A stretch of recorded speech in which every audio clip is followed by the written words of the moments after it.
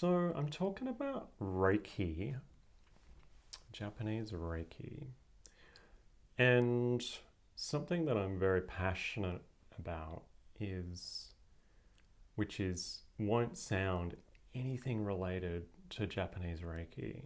But that's connecting with the land. Connecting with the land. What does that mean?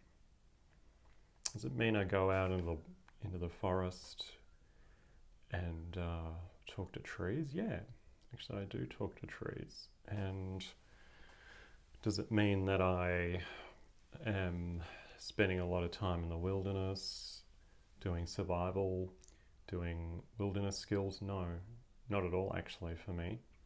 Although I wouldn't mind if I had the time, but I don't do that at all. I'm not into that kind of rewilding. And does it mean that I grow all of my own food? No, it doesn't. But I am starting to grow more food again because I've got to a point in my life where I can. Grateful for that. But connecting with the land to me is actually just a placeholder for something much more deep and complex. I call it connecting with the land. We could call it connecting with nature. And another thing we can call it is connecting with the animistic. It's the animistic principle, right?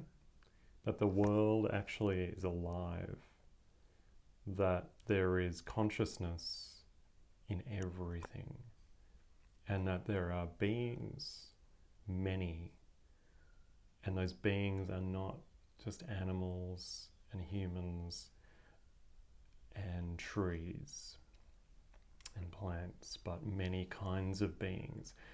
But more than that, all of those beings have a place in creation, and they have an intelligence, and an intelligence that we as beings ourselves can connect with.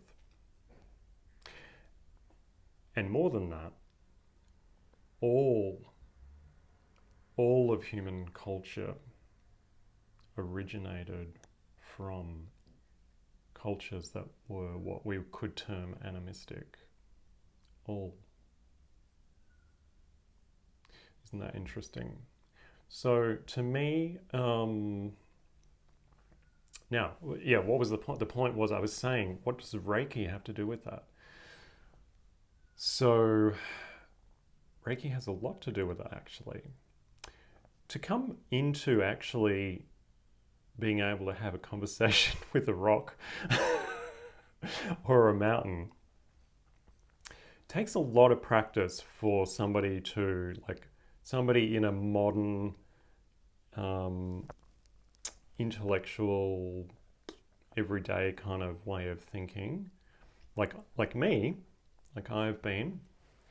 It's as well as intuitive and all the other things, but also very, very much in the world. It takes a lot of work to pull those layers back and let go of some of those layers and change and shift the mind and be open to listen and to be grounded spiritually, energetically, to be grounded in the self. Really well grounded and not carried off by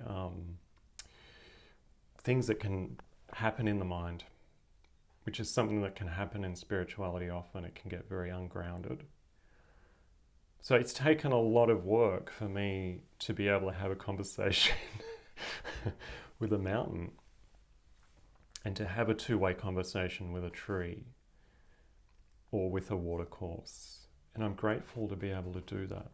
I'm grateful to be able to have that and to learn and to be in better relationship with the land. And I haven't learned all that through the practice of Japanese Reiki, but what Japanese Reiki has given me are the foundations to do that And it's such a beautiful practice. It's just beautiful. It no matter what, we all have like opinions about how it should be done, and this and that, and this is that Reiki and this Reiki. But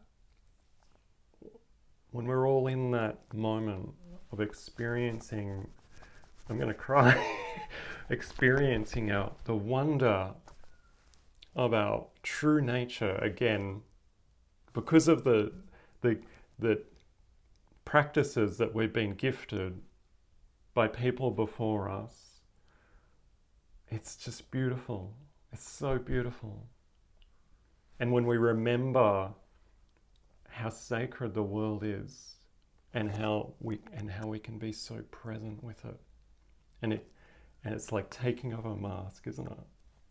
And seeing the world again, it's just beautiful. And that's what Reiki has given me, is the ability to cultivate my groundedness, to be grounded in my gut, in my lower dantian, my hara,